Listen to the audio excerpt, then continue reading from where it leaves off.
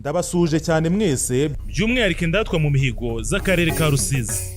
Njyewe ndi Nshuti Alphonse Uwimana wateguye nkanabagezeho iki cyegeranyo gito kigaragaza ishusho y'ubu y'akarere ka Rusizi yibanda ku iterambere, ishoramari n'ubukerarugendo muri rusange. Akarere ka Rusizi ni kamwe mu turere turindwi tugize intara y'Uburengerazuba gahana imbibi n'ibihugu bibiri, igihugu cy'u Burundi mu majyepfo bigabanywa n'umugezi wa Ruhwa n'igihugu cya Repubulika Iharanira Demokarasi ya Kongo mu burengerazuba bigatandukanywa n'ikiyaga cya Kivu n'umugezi wa Rusizi. Aka karere gafite igice cy'umujyi ari cy'umujyi wa Rusizi, ukaba n'umwe mu mijyi 6 yunganira umujyi wa Kigali. Ukurikije imiterere y'aka karere ntabwo washidikanya kuvuga ko ari akarere gafite ubucuruzi buteye imbere kuko ni kamwe mu dufite ubucuruzi bwambukiranya imipaka, yewe ndetse n'ubuhinzi ariko nabwo bugamije ubucuruzi, ibyo twita mu rurimi rw'amahanga cross border trade and agribusiness. Ukurikije ibarura rusange ryakozwe mu mwaka 2012 ryagaragaje ko abaturage batuye aka karere ari 143,315 batuye ku buso bwa kilometero kare 940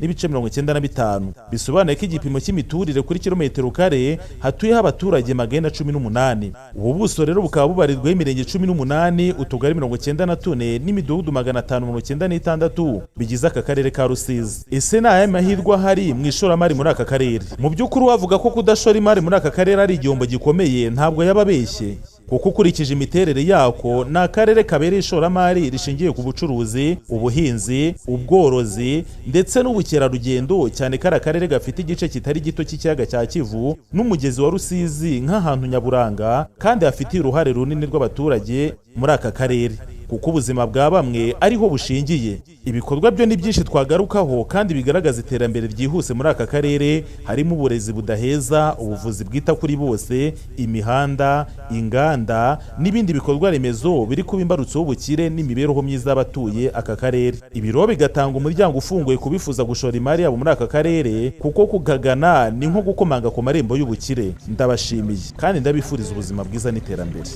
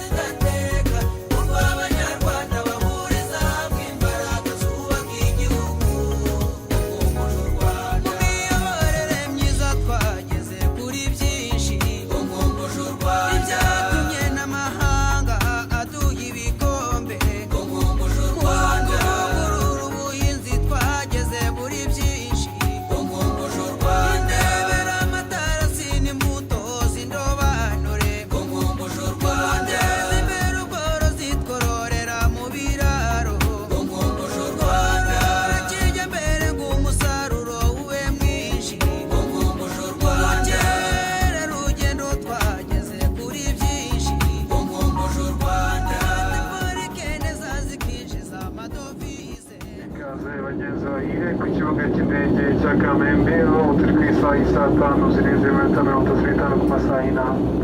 Igipimo cy'ubushyuhe cyatanzwe hanze